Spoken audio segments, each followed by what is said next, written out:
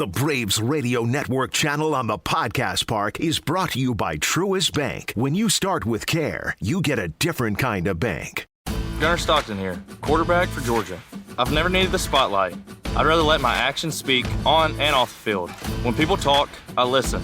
Then I use it to get better, lead stronger, and keep moving forward. That's why I partner with Associated Credit Union. Like me, ACU stays focused on what matters, lifting others up and helping their members reach their full potential.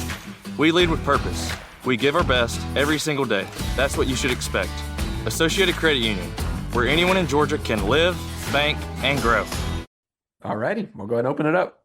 Alex, it kind of felt disrespectful to ask you any questions about Snit the other day, but and I appreciate that, guys. I expected you guys to, I will say that not trying to hijack this, but I expected, and I was going to give you guys the stock answer. Look, today's about Snit, and I said to someone after, this is not false compliments, but I thought, in my opinion, not that I'm the authority, but I thought everyone had great feel, court awareness, respect. Like I was totally expecting, like, who's the next manager? Snit, who do you think the next, like, all that kind of stuff in that moment. I thought everyone, I was like, wow, I just figured you would have had to, but I appreciate that. And I know today is about asking me whatever you want, but I thought that was total pro on the whole group. if, obviously the question is, was he pushed out or not? What would you have done if he had said, I want to stay? He would have been back. He would have been back. That's why we were going to wait and, give him the time that he needed, So when he contacted me on Tuesday morning, and we knew we were going to talk at some point during the week, we always do. You get away, whether it's being eliminated from, it's the first time we hadn't been in the postseason and been eliminated or won the World Series. But he contacted me on Tuesday morning and said, hey, can we meet? And of course, and we met, and he just told me, he's like, basically what he told you guys. We just talked through it. And look, we had, he alluded to this obviously and talked about it, but we had this conversation 3 years earlier and we didn't since, but we win the World Series. Top 5 receivers in college football are. Jeez. Hey, Buck. Is he on? Okay. I know that voice. We had that conversation 3 years ago. Win the World Series in 21, win the 101 games, first time the franchise had won 100 games in over 20 years. And we approached him about an extension. And, Snit, I'm here, I want to be here, all that stuff. But hey, how long do you want to keep doing this? What do you want to do? And just, the floor is yours, right? What was it? 18, 19, 20, 21, 22. 5 divisions in a row at that time. A World Series title, a 100-win season coming off. Harris, Strider, Grissom just come up. Runway, everything looks great. Guys are signed. We signed a lot of those guys in 22. And what are you thinking? And he said, I think 3 years is a good amount of time. I'll be 70 at that time. And he said, okay, well, what happens next? And obviously Bobby had the stroke. And, look, you're going to be part of this thing. And, he said, well, we talked about what Bobby did. And I asked him, I said, is Bobby, did he, before he had the stroke, did he like the job? He said, you know what? He had a ball. He loved it. He loved doing that job. So I was like, okay, obviously Bobby had been in that role, but things had changed since he had the stroke. Would you want to do that then? If you want to manage 3 more years, be 70, do you want to do that then? He said, yeah, great.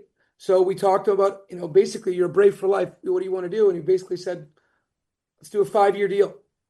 Take me to 75 and just kind of reevaluate at that point, but he's not going anywhere. So, we essentially entered into an 8-year contract at that time, right? It was we put it to paper, all that stuff. Now, did we announced the extension at the big league level? That 5-year deal that's his news. That's how he wants to handle it, all that kind of stuff, right? I alluded to this a little earlier. It's his career and he handles things how he wants to. I respect it. He's the one who's got to deal with questions and friends and family and all that kind of stuff. And it's not my place to speak for him, and when he was ready, and look, as things start to change or whatever, that would have been a conversation. I'd say, let me do it a year. I mean, I know we didn't have a great year this year and we could talk about all the reasons and so on, but I mean, the level of success is incredible, and that's not to be arrogant about it, but Obviously the Braves win 14 divisions in a row. Two guys that rightfully so are in the Hall of Fame. Yes, there's a World Series, but that's unbelievable streak in professional sports. And then from afar, I always viewed the Braves as very successful. I think a 12-year period after the 14, I think it was 3 postseasons in a row, 2 of them wild cards. I'm not exactly sure on that, but I think it was around there. And I thought that was successful. I never viewed the Braves as not competitive and not high-end and high-quality organization. Being in Toronto, being in LA, they just were always good. You never viewed them as anything but world class. And I don't think anyone felt like, 3 postseasons in 12 years is awful. You have other clubs that weren't even 500 for over 10 years. And then you have this run of not only 7 postseasons in a row, but 6 divisions, a World Series, a Manager of the Year, a lot of adversity in terms of roster and health and this and that. Of course, we're all going to get criticized, players, front office, manager, but success has been great. So, look, he had thought about this a while ago, and a lot of the things he talked about. And then, that morning we talked a lot of things he talked about being in New York or his daughter. And, that morning on Tuesday, he said a lot of those things to me, and I said, and even I've been talking to him pretty much every day. Check in with him. How you feeling? What are you thinking? And he's like, I think it was a day ago. He said, or 2 days ago, he said, it's like the weight of the world has been lifted off my shoulders, And that's not to say he didn't love every minute of it, wasn't competitive, and wasn't trying to win. And I hate speaking for him, so I'm not. I'm just reiterating what was told to me, So, now, Alex, can I clarify here? Are you saying that he had a 5-year deal that he was deciding on? What are you No, he had a 5-year advisor agreement. Oh, Right? Basically, hey, at the time in 22, look, I think I want to do this 3 more years. I'll be 70. Look, we're rolling, right? 5 divisions, World Series. Now we win 100 games. Now we sign all these guys long term, and we got all these young players, and everything else. Snit, we'd like to extend you. What do you want to do? And I said, let's make it 3 years is a good number. That'll take me to 70. I think that's probably going to be it. And but that's his news, right? And that's way earlier, And it was similar. I wasn't here at the time. What happened with Bobby was a similar thing. They talked about it much earlier. And look, obviously we all know how Snit feels about Bobby and so on. And he's not saying he's going to end up in the National Baseball Hall of Fame. Certainly Braves, clearly, but it's a very similar path. It's a very similar career path for this organization, and he's earned it. He's reserved that right. And so, that was it was, you want to do this? And we put an agreement in place. We put years, we put contractual terms, dollars, all that kind of stuff. So we had basically at that time, he wanted it, agreed to it, was excited about it. What was a 8-year working relationship with the Atlanta Braves contractually, 3 of those which were going to be to manage, 5 of them contractually, which would take him to 75, would be to be a senior advisor and so on, So, but again, that was his news to break or talk about whenever he wanted to. He's, that's not my place. It's a private thing, and if things evolve or feelings change or whatever. And look, if he had felt differently, if a year into those 3 years he said, "Oh, I changed my mind and I don't only want to do it 2 years instead of 3," we would have adjusted.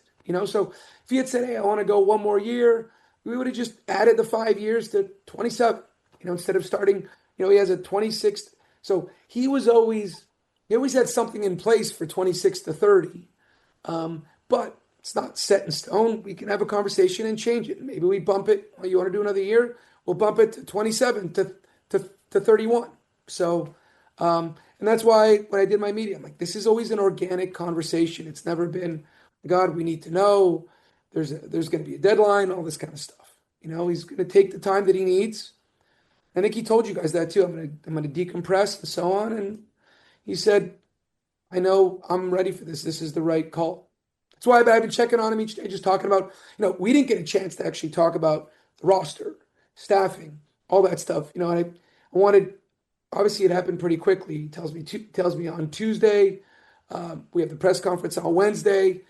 I wanted to give him Wednesday, but I did want to, I said, we normally have our end of season conversation. We didn't have it, right? So I want to have it. So we talked about everything, and I'm going to continue to talk about him in this role too. I mean, I didn't know Bobby when I got here, but I remember the offseason of 17. I got the job middle of November, but I think we had the tender deadline, and I asked Bobby to come in to my office because I want to get his opinion. I didn't know the roster. I could look at them on paper and look at the reports and watch video, but I wanted to go through who the potential non-tenders were and who would he keep. He had really good. And at the time, I was debating whether we should trade for Galvis with the Phillies because Dansby, I believe, led all shortstops in errors. And he said I would not. He liked Galvis. We all did. I would not make that trade. I would stick with Dansby. Wash told me the same thing. We did that, and he told me I would non-tender these guys. I would keep so and so. And it was interesting enough. Of all the guys, Luke Jackson's the one he said I would keep. And he's had the longest career of that group. If you look back to that offseason, and obviously I got to go out and see some games with him in the draft. And I've said this, Bobby was. I didn't know this about him at the time. He was a Hall of Fame manager, but unbelievable evaluator of talent. I just think back to conversations that I had in that 2018 season, and now I get to cross-check 3-4 years later. He was right about almost everybody. It's incredible. So you didn't approach Snit then towards the end of the year and go, "Do you want to manage it?" No, you guys had asked me. You guys had asked me about, hey, have you guys when you guys? I don't know when I did that. Sometime in September, you guys talked we did not. We never discussed it ever again. And it wasn't because it was, he was going to be we had already. He was going to be here, and it wasn't like we had this conversation and we had at minimum contractually in some form, a 2030 deal in place. So that can change. Look, even now, if he came to us and said, hey, can we change it? Can we make it, this or that or whatever? We'll have a conversation. He's going to be here. Bobby Cox is still an employee of the Braves. He's a lifetime employee, so I know it's unfortunate with everything, but Bobby Cox had a employment, same thing. He had a contract in this role and whatever. And, so it's a similar path. Alex, a few things. Some professional teams out there, when they interview something, they will release public, because this is your first time obviously going through with us. Hey, we interviewed so-and-so. Yep. Will you do that? And then no, yeah, I'll answer. And it's, look, I know this is not the answer you guys want to hear, but and I know it's not because I want this or whatever. And I know it makes it tough on you guys, but if we do our job the way I want us to do it, you guys won't have anything. And I don't mean that in a derogatory way or disrespectful way. Before Skip Schumacher was named last night, there were 8 openings, 8. I remember some other years where there were a bunch of manager openings. I don't remember that there were this many. I'd have to go back, but that's a lot of openings. That's a lot of turnover in a lot of places. That's a lot of permission on other coaches, and that makes it incredibly challenging. And I want to be careful with my choice of words because that'll be the headline that pops up. So we, knowing that it's going to be it's going to be a very relevant point for us. Could use a much more inflammatory term, but I don't want that to okay, so you won't announce anything. My hope is that look. So I would tell you this. I would say the following. I've already read and seen, which is normal. You have to live under a rock, And I love following all our esteemed colleagues on this call. All candidate names or people that we're going to talk to, and all this kind of stuff. And not to be disrespectful, but it's all wrong. That's no one's fault. No one's saying they have this as a source. We do not currently have a list. We have not reached out to. I will tell you, this will be the last piece. I want to give you guys something. So as I sit here today, now I might get off this call in 5 minutes and have a candidate in 20, and have a list in a day. But my focus, because this happened so quickly with Snit, Tuesday conversation, Wednesday press conference. I wanted to get some things done internally. We have expiring contracts. We have employees. Your manager's not coming back. That creates a lot of uncertainty for staff. And my goal, and it was really a race to get to Friday in my mind, to communicate with people internally. And that was my sole focus. not a minute spent on managers or any of that kind of stuff, because it's not fair to the people that are currently Atlanta Braves employees that need to know what's going on, I feel, and need to be communicated with. And I wasn't going to call them on Wednesday morning or Tuesday night when Snit, obviously informed us on Tuesday and say, hey, I'm calling you, but I don't have anything to call you about. So I wanted to at least get my thoughts together, get some direction, and communicate with them. And I was able to do that by end of day last night. And now we're doing this, which obviously needed to get that done. And once that ends, I will now turn my attention to the manager, to creating a list, to having candidates. So anybody speculating, which I get it, like some of these names might become candidates, but we have not spoken to anybody, reached out to anybody, have any type of current list. That is a fact. Okay, so there's a quick follow-up. Then I just what's the pull, Alex, between following the Bobby Snit tree with somebody you currently have on the roster and then going outside the Braves organization? So, look, we're gonna look. So hold on a second. Sorry about that. Just my phone turned off. Who's added to the list? Someone just added to the list. Yeah. So he, Bobby and Snit are obviously the success is great, and obviously that speaks for itself, and they're their own individuals, they're their own people. So as much as Bobby and Snit had a relationship and so on, they're different. They're different individuals at the same time. So I'm trying not to give a generic answer, but you're looking for the best candidate. Clearly, I mean that speaks for itself. So at the end of the day, I'd love to be able to have even close to the success that both of those guys have had. Success speaks for itself. So how it's going to end up, how it's going to look, candidates are different, who's available at this time of year in certain years and so on. We'll go through all that. Alex, are you saying? Is there a date you would like to have somebody in place by, or any type of time frame? Yeah, I've thought about that too, and of course, as soon as possible with so many openings, but you just can't rush it or force it.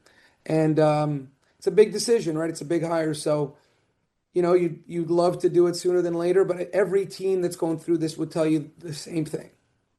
Do you need to do you have to wait till the postseason ends because some of the guys could be involved, or do you start with guys that aren't involved in the postseason now? No, because we would get permissions when we were in the playoffs. Right. In the playoffs, we'd get permissions on coaches and staff and all that. And we work it through off days and things like that. You could still touch base and communicate. You can't wait. What if you have a candidate that wins the World Series and the parade and all that? Now you're into November, especially with these other jobs. So teams will work with you. You'll work with teams. And we never, I remember getting phone calls around the playoffs on people, and I would immediately tell them and say, look, we got a game tomorrow. We have an off day or this and that, and let's find a time. And so teams will work with you. People don't want to deny others of an opportunity. There's 30 of these jobs in the world. What did you tell your coaches, since you can't tell them anything until you have a new manager, right? Exactly. And that's pretty much it. I told them, I got to them. I finally got to them yesterday. And obviously Snit had called them and told them I'd get with them no later than Friday. So I wanted, basically they said our goal is to get a manager in place as soon as we can. And then ultimately the rest will follow from there. So obviously we can stay in touch and so on. And, it's tough for everybody when it comes to that, but we're sensitive to that. I'd like to move as fast as we can, but can't force anything. Alex, the Braves culture is obviously a big deal and something that you've harped on a lot, and something that Snit mentioned too. How important is it for you? How do you evaluate that when looking at a manager that's either been a coach or a player who's looking to be a manager? It's all part of it, right? You look at so we said there's the 23 right now. The backgrounds are so different, right? So you look at who's won a World Series, all these different managers. So there's no set formula, right? You'd have it in the past, people say you'd want someone who caught, but then you have other people that did, various roles on staffs and so on. So some didn't have any experience, some did. There's so many examples, even in the postseason now. Some were coaches, some didn't. Some came off the field playing. Some worked in front office roles and also coached and played. So I just don't think you can limit yourself. And as you're going along, it's the individual, right? So on paper, you can look great. Maybe that doesn't mean you're a great candidate. When I went through this in the past, there was people that on paper, wow, they look great, and then you went through the process and you didn't come away feeling the same way. But wow, on paper, look, we could say that about any job interview. Wow, this person's experience and everything looks phenomenal, and for whatever reason it might be, you don't think it's a great experience. Alex, you said, I want to clarify, you said what you've seen is wrong from people putting names out there? No, About what I'm saying is I've just seen speculation in terms of people already jumping the gun on.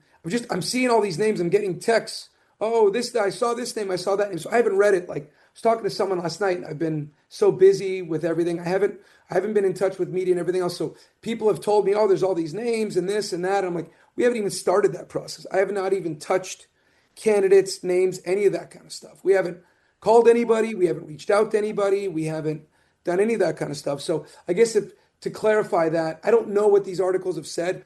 I just have a lot of people, friends, saying, oh, I saw so-and-so is going to be a candidate or so-and-so. Like, there are no candidates yet because we haven't started that process. I was so focused on making sure we handled our internal staff, getting this part done, and then turning my attention to this. So that's right. Yeah. So it's just speculation. You know how no, I get it. I hadn't read it. So I apologize. The obvious guys. Yeah.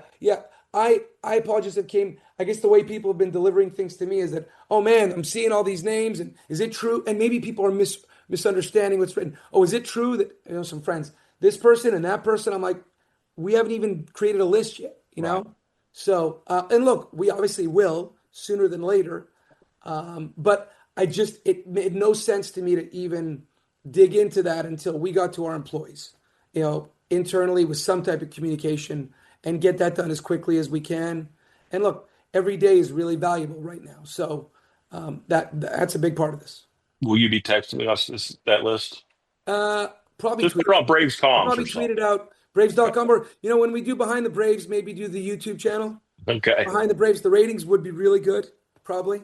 You can just work off of our list, Alex. All our speculation lists, just put them together, and you got. You guys can send me. You can send me your pref list.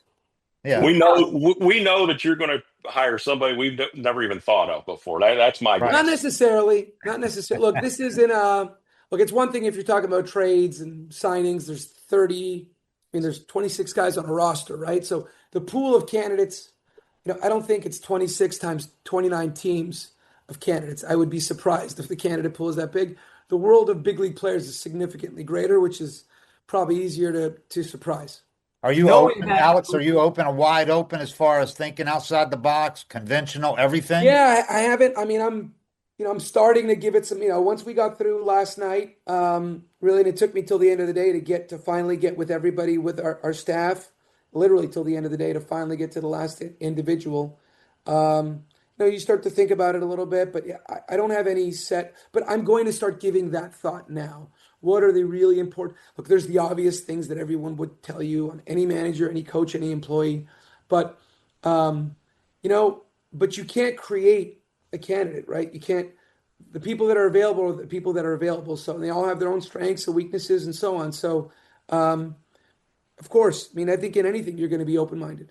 How much pressure is there, Alex? You kind of got to get this right. It's you feel that way about everything that you do. You feel that way about everything that you do. So, look, you feel that way every day. You feel that way about, everything involving the major leagues is a big deal, right? Every game, every place on the roster, every coach, it's all important. There's no doubt about it. But, I've done this enough that you just realize you're making big decisions. All your decisions are out there for everybody to see every day, big and small, right? I always tell people that work in the business world, my friends and so on, imagine everything you do every day is everyone knows. Everyone can have an opinion on it. And that's sports, right? That's why we love sports. I love it. You guys know I follow the other team. So it's another aspect of the decision. You make a big trade, you make a big signing. Those are equally as important, right? Those are big decisions. Alex, I know you don't have a list, but I find it hard to believe that you knew Snit was going to be at the end of a contract and you're now thinking in your head about guys you could see managing this team. right? I mean, you have to but know. You don't know people. I guess I'd say this, like, well, but you evaluate players throughout the season. Hey, what could they look like free agency? Or are you looking at other teams' bench coaches? no, because like you know that what lens. I felt like one, you know, I didn't know how Snit was going to feel about things, or when we had a conversation and so on, and whenever that was going to be, and from my standpoint, we were going to have time regardless. And look, things change, people get hired, and so on. So I wasn't going to devote all kinds of time to that, knowing that, what if he was back?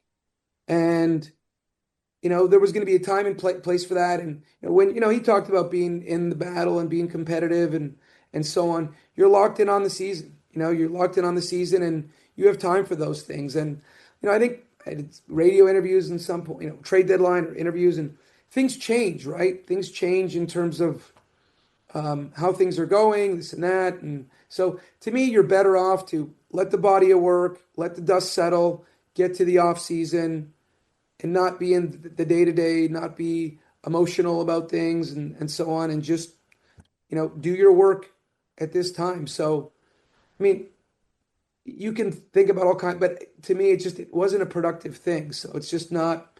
And, I understood. I got the questions. Nick got the questions. I understood there was speculation and so on. And people would try to ask, I'm like, we have our manager right now. It's not even, I didn't think it was fair to even go down that path. Hey, Alex, you may have already kind of answered this insofar as you're about to get started on this, but how important from a timing aspect is it to get someone in place before you start making whatever offseason moves and things that you're doing there as far as player personnel is concerned? Yeah, you have to do the player stuff regardless, right? Because I can't move the calendar, right? So if we get to whenever the last out of the World Series comes and free agency starts, and we haven't hired anybody, I can't put it on hold, right? So you've got to follow the baseball calendar the same way with our own players. If we're going to extend them or sign a pending free agent, we have to make decisions. We have a bunch of roster decisions we're going to have to make and so on. So that you're going to have to do that job regardless. You like having the input of a manager and so on and put it together, but you have to just do the job and just to adjust when things come. Hey, Alex, two things. One, in hour number 63 of my first water fast of the off season. Yes. So nice. Thank you for the inspiration. I'm coming for you. But the other thing, so I want to make sure I got the timeline right. So it was John Farrell and John Gibbons, right? Those were your two hires. Yeah. What, if anything, did you maybe learn from that process from, how an interview eventually plays out on the field, right? The interview is one thing. What happens when the guy gets in the clubhouse and the dugout? And then obviously not specifics, but did you learn anything from guys maybe that you didn't like that you then see go on and actually have some pretty good success? Yeah, so I'd say this. I learned a ton. And I would say interviews are important, very important. But I would say the background work is much, at as many of those as you can, more important. And we're not hiring someone to work in the front office. We're not hiring, you think of a setting when you're doing an interview, right? Whoever you're interviewing with, what the setting is, it's not the clubhouse. It's not 26 players. It's just not, I don't know that that's the best environment to evaluate someone. So I think the background work that's going to take the most time, and that's going to be critically important. And that will tell us, I believe, more about the candidates. Now, you will absolutely still talk to them and go through that process and everything else. But if you're looking at how you're going to weight things, the background work will be significantly more important for me than how many layers or rounds of interviews that we have. And the trends that we're seeing in the game as far as kind of front office influence and what happens in the dugout, is that a conversation that maybe has to come up? Is there going to be more of that going forward with the Braves? It seemed like Snit had autonomy and previously, or is there a change coming with the organization where there's more influence? I think that's just a stylistic thing. Everyone has a different, GMs have their own style, managers have their own style. So, I've told you guys this before. It's just, and there's no right and wrong way to do this, right? And you have to be yourself. And my style has always been The manager has the lineup card. No, Snit might call me and say, I'm chewing on this. I'm debating this. What do you think? But he's going to ask Walt Weiss, or he's going to ask the hitting guys or whoever, the same thing. He's collecting opinions like I would when I'm trying to make a decision. He's soliciting opinions. And the reason, just with things like that, for example, I've always said this. If a player has an issue with how he's being used, his playing time, where he's hitting in the order, I've said this many times. The last thing I would ever want was he goes and knocks on Snit's door. Snit says, don't talk to me. I didn't make that decision. Go upstairs. Well, what do I need him for? Police in the clubhouse. I've done him a great disservice. So if I ever had an agent call me or this and that, I said, player has an issue, don't call me. The manager's door is always easy guy to talk to, easy guy to approach. But you want to pitch the 8th inning, you want to hit higher in the order, you don't want to be pinch hit for or platoon. That's why he's there. And that gives him the ability, in my view, to do his job. If you're going to hold people accountable, and I can't speak for Terry McGurk, but again, within reason, of course, I can't say I'm going to spend 5x our payroll and not let anybody know. But you can hold people accountable if you're giving them the autonomy to do their jobs. And that to me is just the way to do things. You can chime in, you can have opinions, you can debate things, and we'll talk about things. I'll go to him sometimes with trades or ideas, or hey, we're going to send so-and-so down. What do you want to do? And I tell him, well, if you're not going to use so-and-so, I might think we should keep so-and-so and send down this player. But if he doesn't have the confidence and he likes the other player, then we're going to go the direction he wants to go. So this is a partnership. There's a give and take. That shouldn't change. I think that's just a stylistic thing. And look, Snit had his own way of doing things. He would call me. I didn't ask him, hey, if you're considering doing something, I need you to call. Never, ever. He just did it on his own. He let me know, hey, Sandy Leon's going to catch Sale tomorrow. Hey, great. You didn't need to do that. He just chose to do that just organically in conversation, or, hey, I'm going to give so-and-so a day off. I never asked for that. That's his style. That's just Snit's style and the way he did things. So that's who he is as a human being. He communicates well to players. I remember when, we acquired Jock, and Eddie Rosario came up later in August or September, and he had 4 outfielders for 3 spots. We didn't have a DH. And, he called Jock and talked to him about playing time, reduced role, this and that. And I could tell you the number of times he'd say, I spoke to so-and-so, or I had to have a conversation with this person, that person. It didn't come from me. He's running the show. So that's what made him an effective manager, because the players knew that, and that's just what I believe in. So that's not to say my style is the right way. There's, if you're not winning the World Series each year, then there's probably plenty ways to skin the cat. And so there's no right and wrong way on that stuff. Alex, you mentioned payroll. Last year you reset your luxury tax thing, whether you said it was important or not. You did stay under it. Right. So now, is there any reason why this team, which we all know it's out there, the books are open for you guys, unlike most major league teams, is there any reason this team can't add a couple of big significant pieces this offseason and go past that luxury tax or whatever? Yeah, look, payroll significant. We went past it, 2 years in a row. We didn't plan earlier. Yeah, we didn't say, we're going to go past it. It just happened. Things developed, opportunities developed. Like I'd mentioned, there was a deal that we were barreling down, and the hang-up ended up being the length of the deal. Not the AAV wasn't an issue. The AAV would have taken us. The tax is based on AAVs, right? So the AAV would have taken us over the tax. And again, there was no. The tax becomes an issue when you get so far over, so many tiers and layers over, that now, okay, you're going to move back 10 spots in the draft or things like that. That's when there's. But if it's just money, it's a payroll allocation, right? So we went over twice. 2 years in a row. The first time we went over the first tier. The second time we went over 2 tiers, and all it was is dollars, and I'm not trying to minimize that, but it was just money. It was. I'm Lawson Lucky, tight end for the University of Georgia. People say I'm lucky. I'm lucky to play football for the University of Georgia, just like my dad and uncles. I'm lucky to come from a family that bleeds red and black. And I'm lucky because I was raised by a strong, confident mom who taught me what it means to lead. Associated Credit Union members are lucky too. They've had a trusted partner helping them navigate whatever life brings for over 95 years. I'm Lost and Lucky, and the name says it all. Check out acuonline.org to join today. Okay, what is this going to cost us? Okay, 20 cents on the dollar, 50 cents on every dollar over. So it's an extra $3 million, $4 million, $5 million. Well, when you're spending well over $200 million on a percentage of payroll, it sounds, I know people say tax, and we're thinking these other leagues with tax implications and so on. It's just not the same in MLB. So all resetting the tax does is just lower your taxable amount, right? So if you're these teams that are well over, and again, you're losing draft position and things like that, yeah, there's a real opportunity cost there. The opportunity cost is dollars. It's not, in my view, it's not the same as, you move back in the draft and things like that. So if the right opportunity presents itself, we've always had the ability to do all that kind of stuff.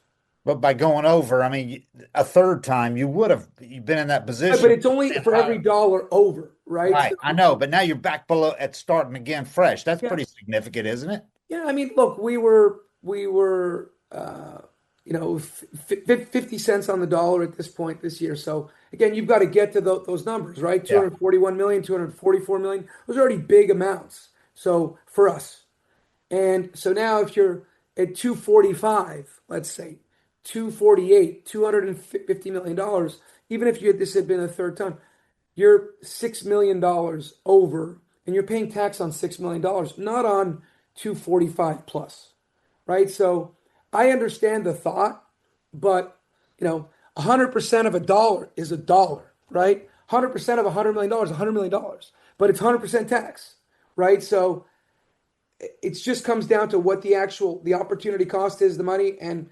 if we're spending $300, $400, $500 million, yeah, but so I understand, and I know it came up a lot. It's just when you take a giant step back, it doesn't stop you from making a decision. So dollars weren't the reason why you only made one major move last offseason? I mean, to people... No, I understand. No, like... I get it. And look, one of them, why we didn't make was out in the media. Other moves we attempted to make, Drake Baldwin would have been going in the deal, and amongst others. That's not to make excuses. I'm just trying to, without being completely transparent, I have to respect parties. And, sometimes you're taking a look at things, whether it's you're making a trade, you're looking at the file, there's a medical concern, or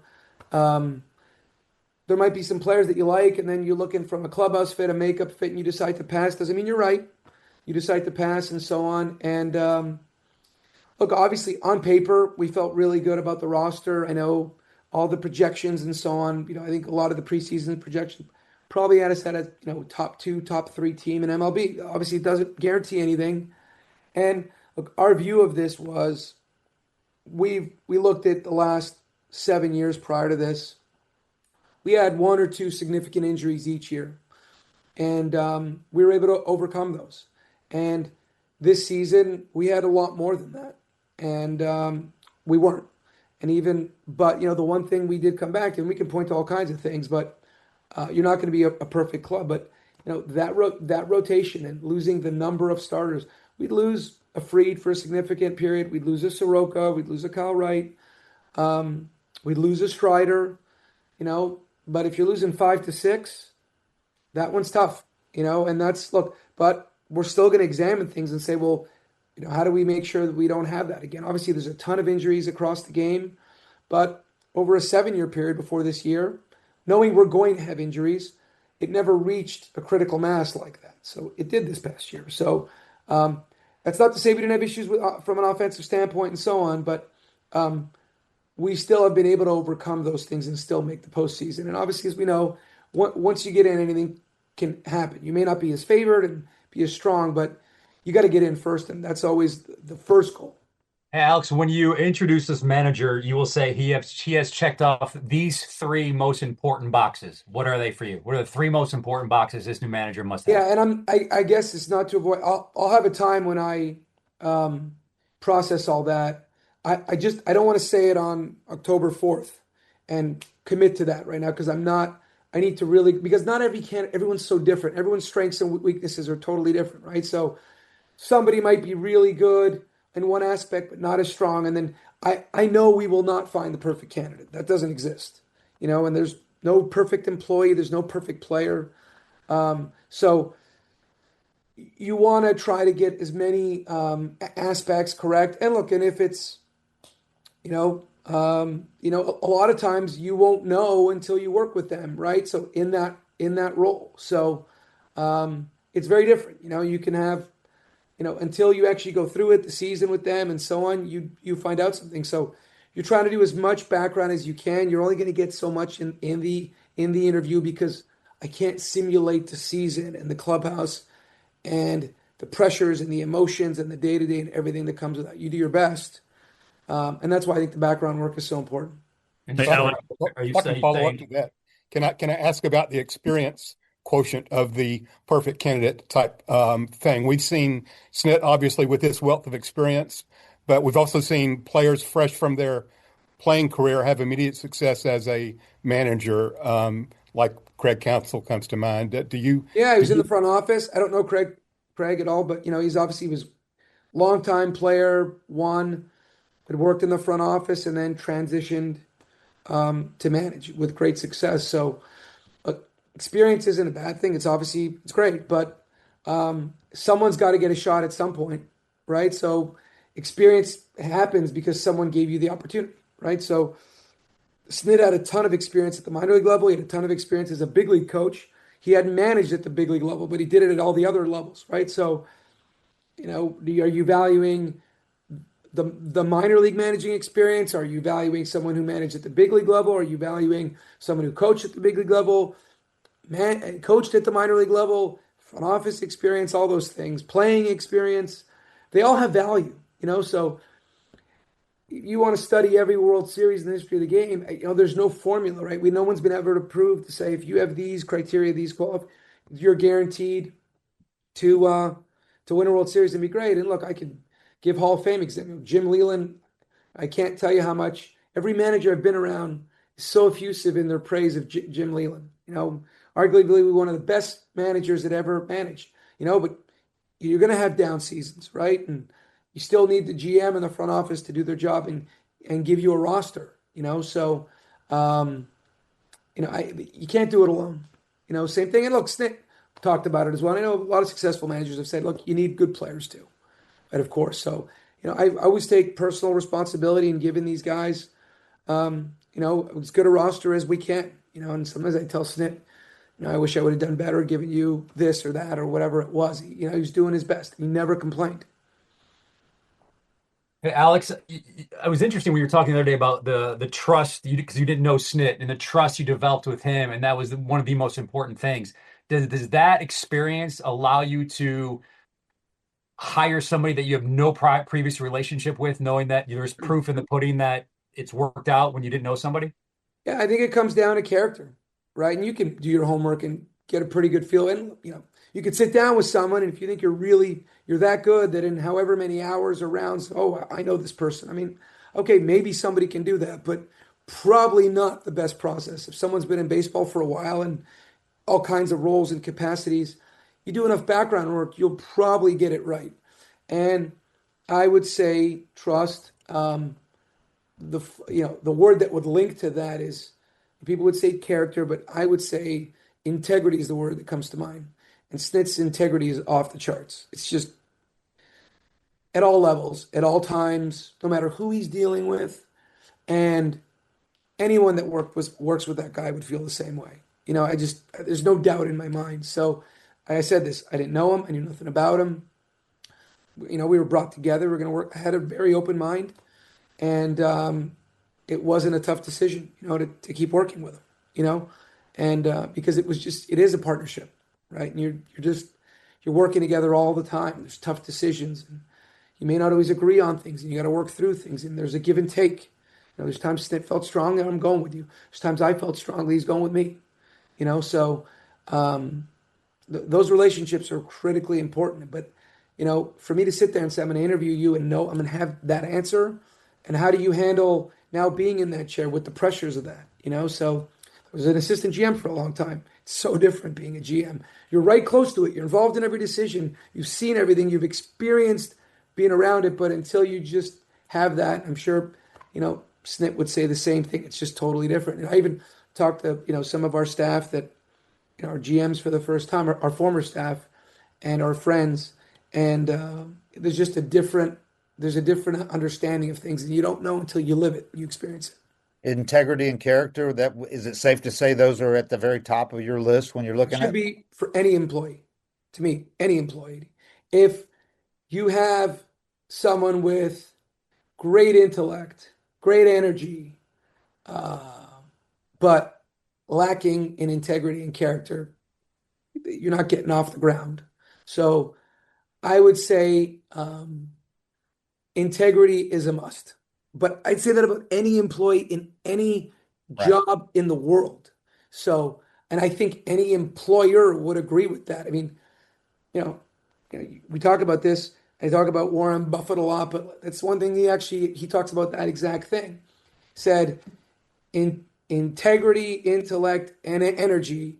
And he goes, if you don't have the first one, the integrity piece, you have a clever, fast-moving thief. He nailed it. It's absolutely right. And there's times where you can not pay attention to the integrity piece. This person is brilliant and they're energetic and all these things, but the character's a little questionable and integrity's a little questionable. As much as those other traits are so appealing, in my opinion, I mean, obviously you got one of the most successful people in business in the world talking about that.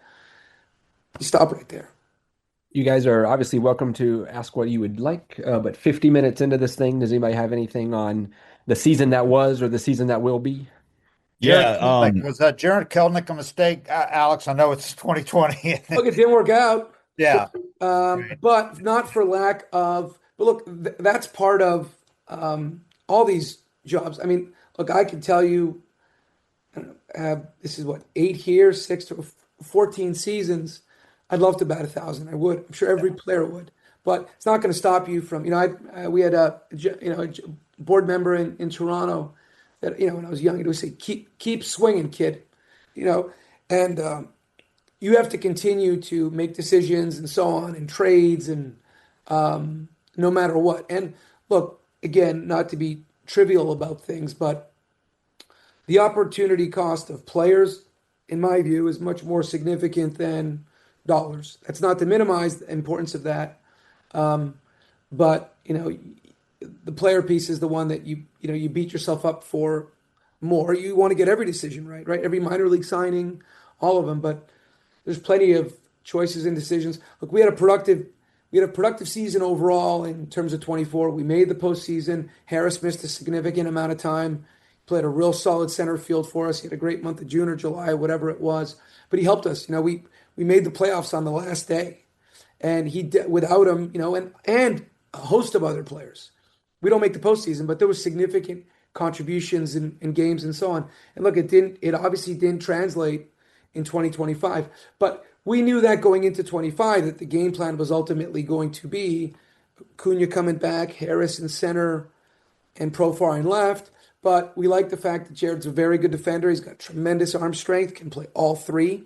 He's got some speed as well, and obviously has a lot of offensive upside. So, look, we've seen a lot of examples of guys that have gone through stuff like this. Adam Duvall is a great example. He spent half a season in Gwinnett with us after he scuffled and so on. But sometimes because of various reasons, you don't have that time, and you move on. And sometimes you wait. We optioned Adam Duvall when he's making close to $3.5 million, and finally got a return.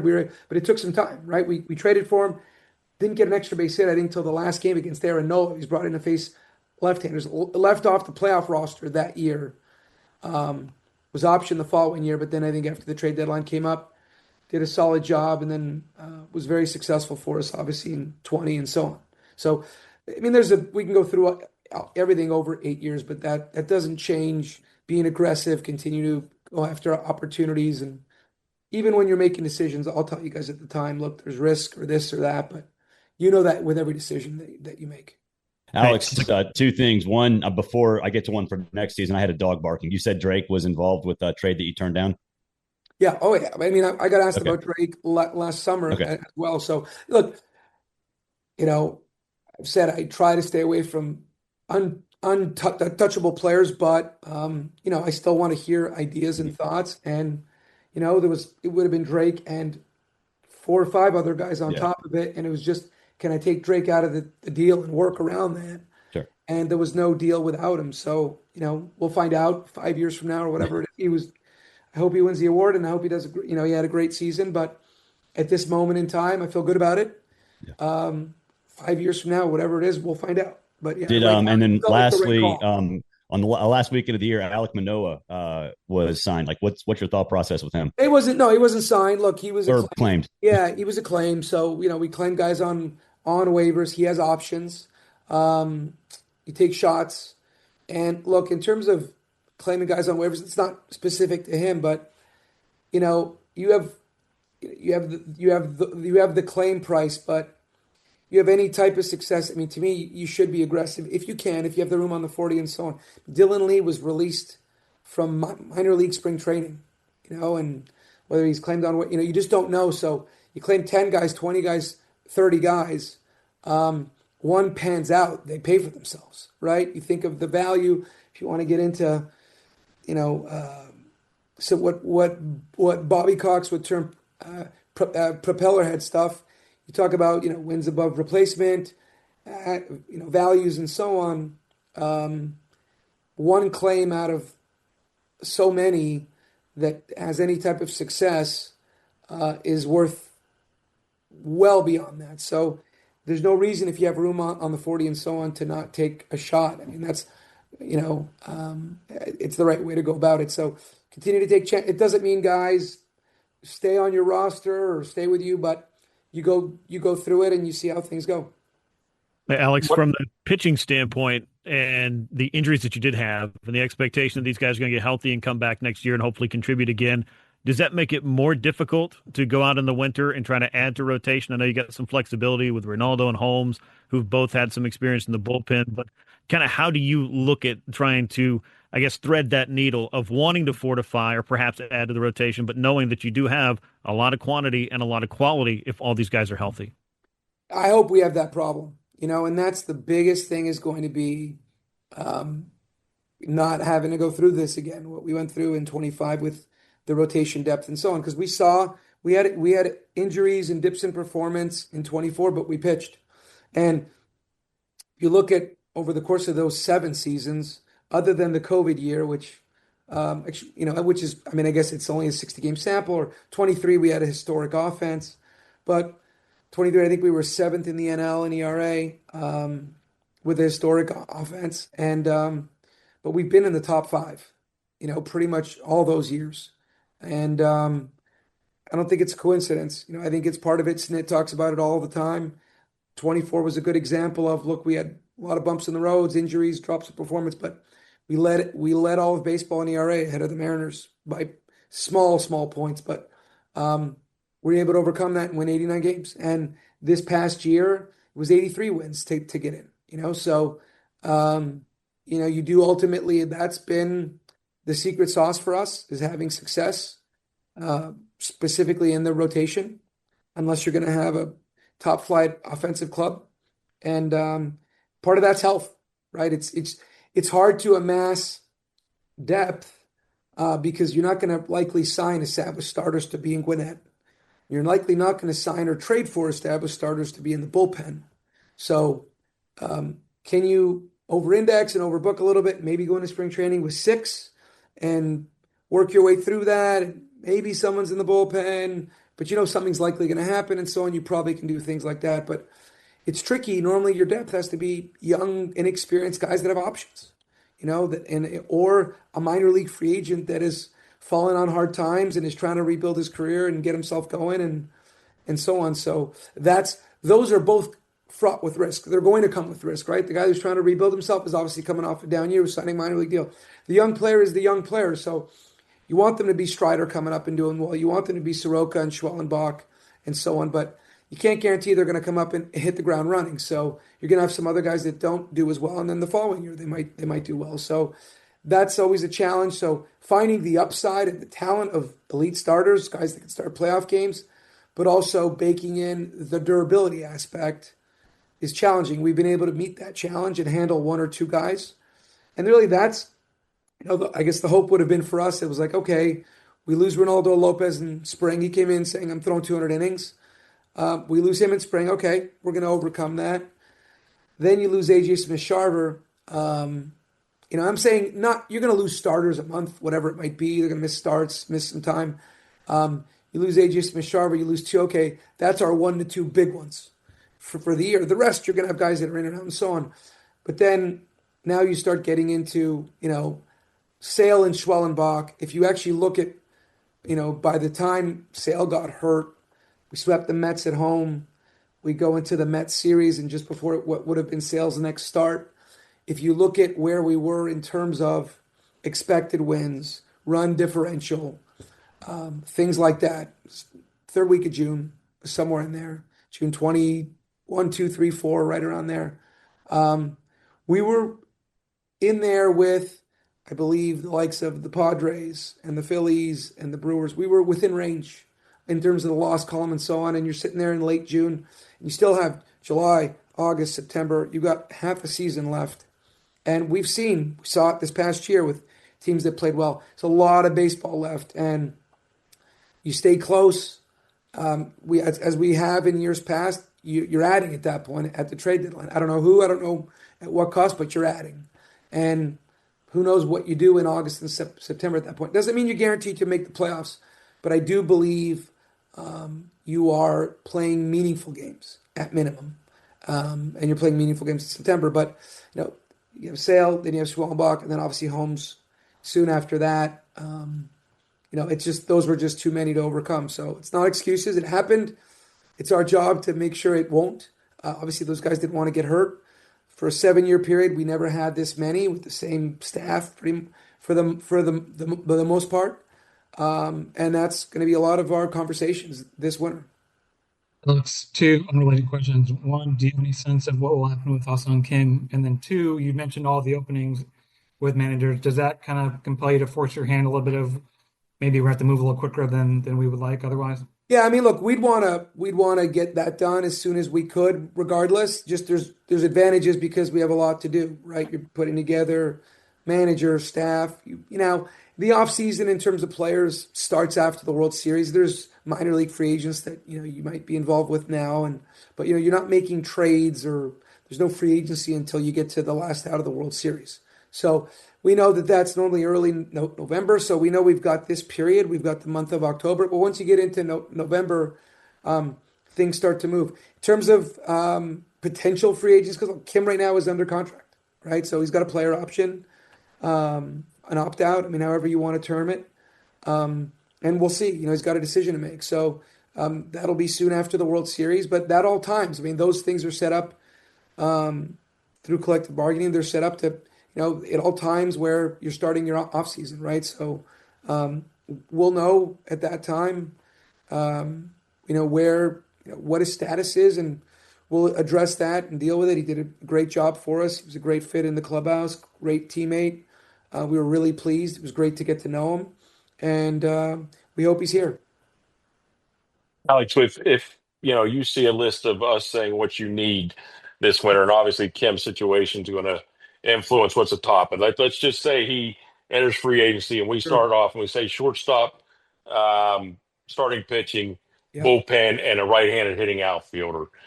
I know you're not going to say exactly what you want, but does that make sense? I'll comment on those. Yeah, I'll comment on those. I would agree. So, look, I would say shortstop, clearly we made the move to acquire Kim, and I think I said it at the time. The thought was, it was attractive that, there was a potential for beyond 25, right?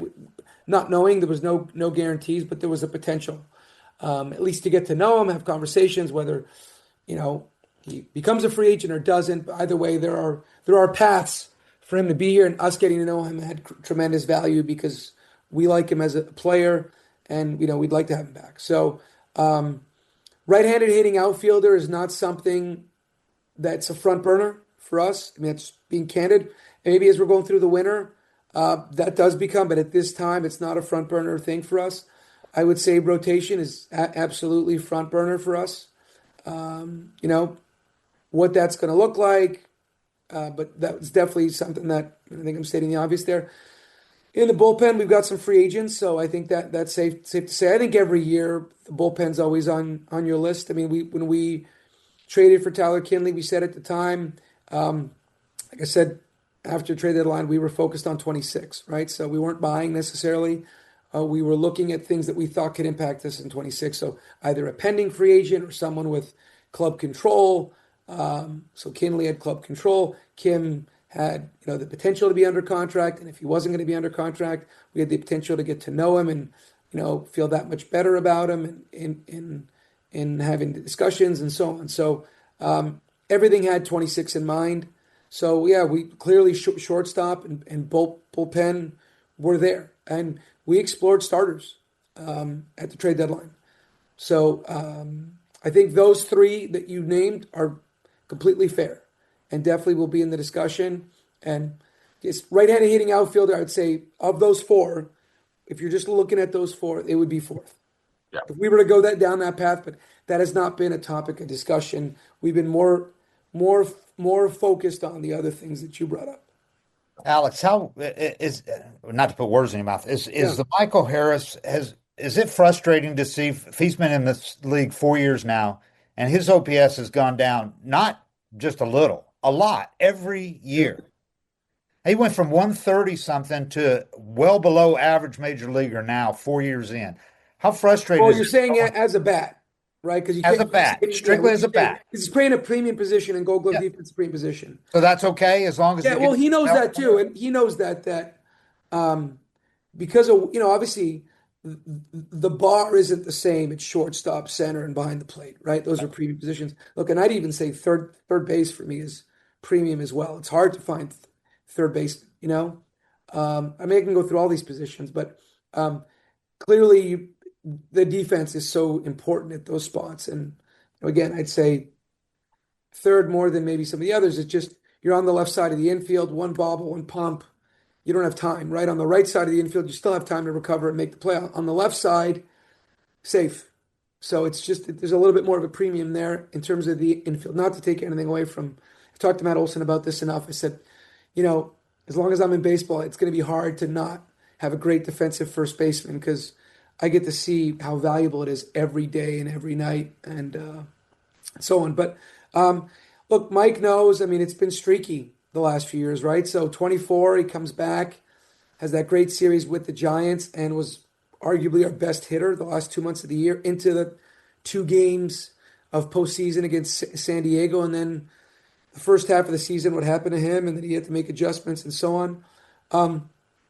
I think, look, it's tough. It's being a consistent, great player. Those are normally the Hall of Famers, right? He doesn't want that inconsistency. We clearly don't want that inconsistency. We're trying to solve it. He's trying to solve it. Now, as long as he plays elite defense in center field, it's easier to handle that. I think what it does for all these players that scuffled at various times, Ozzie had a rough first half, was much better second half of the year. So he wasn't the only one. But, we went into the season feeling very strong about our offense and thinking, okay, similar to those Astros teams that had Martin Maldonado as, arguably one of the best game callers and just defensive players behind the plate. And he's always been, he's been a bottom of the order hitter. But those Astros teams were so strong offensively that they were going to the CS and winning championships with him, and it worked. I mean, that formula clearly worked. He's a championship caliber. Martin Maldonado is a championship caliber player. And we felt like our offense would be so strong 1 through 8. Nick Allen, knowing his track record offensively and so on, the glove, which we saw, was so strong and so good. Now, the issue is if those other 8 aren't performing the way you hoped or expected or struggling or have injuries and so on, it puts that much more pressure on the lineup. So I think what it reaffirmed to us is, to the best of our abilities, is to try to stack that lineup 1 through 9. Easier said than done, but you're going to have slumps and drops in performance and health and so on. But if you're only potentially going with, the more you give on the offensive side, if people get hurt or slump, now that list of guys that you're hoping are carrying you become 5 or 4 or 3, and that's tough. I just got a quick housekeeping thing. Okay. Just real quick, just about your process. Do you Zoom the candidates, then you meet them in person? And what's like your circle of trust, knowing at the end of the day the call is yours, but you can maybe walk me through the process. Yeah, so it depends, right?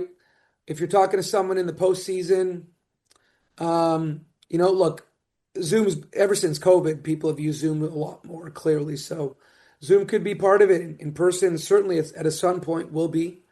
There's no doubt about that. So there will definitely be, it's all from a logistics standpoint too. Where are people? Timing? Are they available?